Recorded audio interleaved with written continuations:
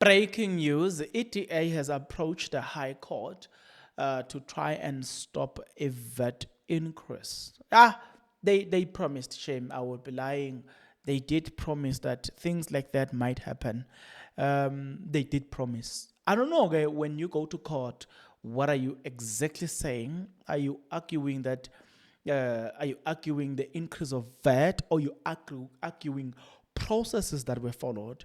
It should be remembered that the same DA, when they lost in Parliament, when the ANC, if I'm not mistaken, voted for Hlophe to preside over the JSC, it should be remembered that the same DA took the matter to court and they won. They won. So when they make such promises that they will do this, you kind of feel like, these ones, they will do it, believe you me. But I am here by reading their matter, right, which it is written here in the High Court of South Africa, Western Cape Division. By the way, that's where most of the DA court cases are happening. Democratic Alliance is an applicant, and the Minister of Finance first responded, Commissioner, South African Revenue Service second responded, Speaker of National Assembly third responded, Chairperson of the National Council of Provinces, that's the fourth responded. Notice of motion. I'm going to go through this, the part A, the part B, the part C.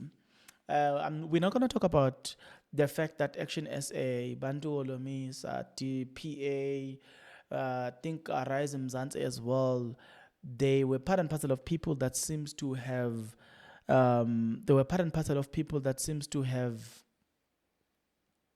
what is this thing? There were part and parcel of people that seems to have voted in favor of the budget. With that being said, we're going to go through the one of ETA. But before we can get there, let's start here. If you are not yet subscribed, what are you waiting for? Come on, good people, because to subscribe it is free. To like the video, it is free. To comment in the comment section below, it is free of charge. To click the notification bell, it is free of charge. To share this video, it is free of charge. To watch this video until the end, it is free of charge.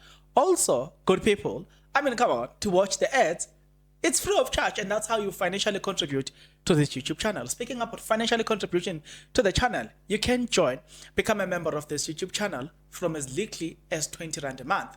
You can also use the Super Thanks button.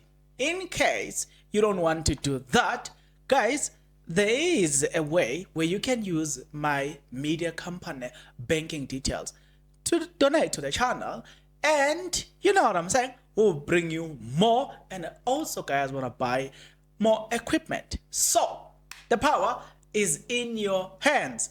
Please do the honorable thing as we proceed. Okay, so let's continue. It then says, part A, kindly take note that the applicant intends applying to court on Tuesday, 22nd of April 2025 for an order as follows. One, but in that dispensing with can't read it. Okay, but in that dispensing with the forms, time period, service provided for in the uniform rules of court, allowing service via email, and directing that the application be heard on an urgent basis in terms of Uniform Rule 6 bracket 12 bracket A.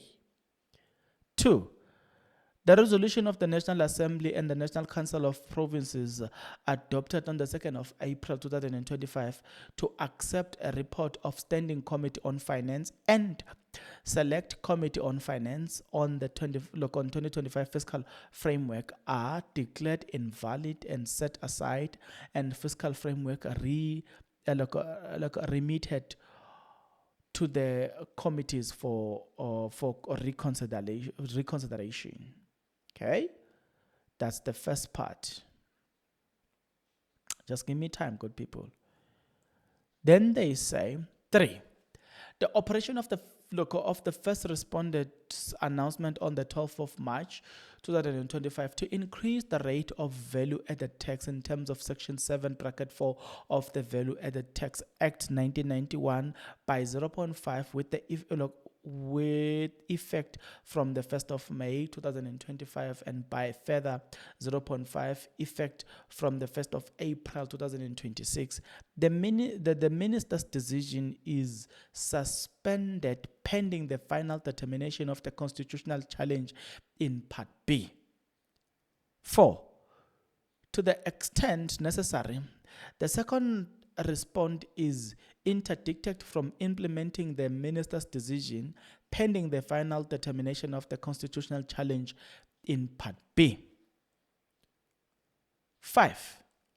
Any party that opposes this relief shall pay the applicant's cost, including the cost of 3 councils on Scale C. 6. Further and alternative relief. Take further notice that the following affidavit of Helen Zille is to be used in support of this application. Take further notice that the DA appoints the address of an attorney given below where it accepts service of all process in this matter and consents to service via email.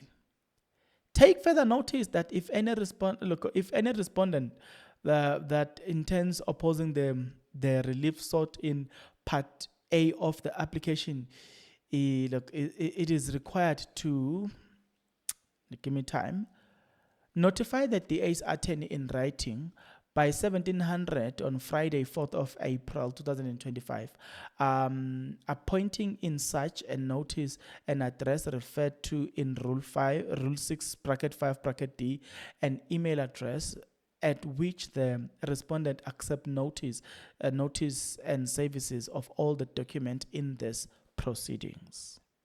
Okay? Yeah, I think I've done my best to go through this. What remains an interesting aspect in all of this is we had MK Party saying they will explore that route. I think even EFF Nabo, they said they will explore that route. So what remains as a matter of interest is, number one, will the DA win this one in court? I just said that they took MK Party and they won in court. 1. 2. Will MK Party launch an independent application because they will be like, we don't want to be seen as anywhere near DA? Or they will say, let's leave this one, DA ones. Will EFF decide to approach the same matter but in a different route? Or Nabo, they will sit and say, no, let's leave the DA to run with their application till they are done. What do you think will be the strategy? But if you ask me, the MK Party and the EFF were dissatisfied with the increase of VAT. The DA has an application in court about the same matter. It might be, according to these political parties, that the DA has its own ulterior motives. But if I'm looking at this from a cost perspective, I will say, no, let's leave the DA. Let them run with the application. Let's see whether they succeed or not. But at the end of the day, if, for instance, they don't succeed, if we think that, if I was MK Party, if we think that we have our own strategy and point or specific loopholes that we want to explore, I will personally allow the DA to run with their application. If they don't succeed, and then I come with my application.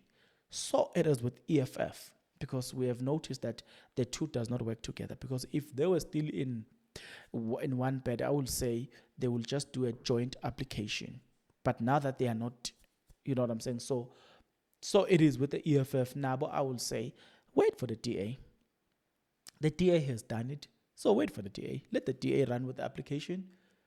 If they win, everybody wins. But we all know from an egotistical point of view, it wouldn't make sense to allow the DA to get the victory. But what do you do? I think it's going to be the waste of time to have a lot of applications happening simultaneously in different courts. I don't think it makes sense to me, and I don't think it also makes sense to you. What's your take? Let's talk in the comment section below.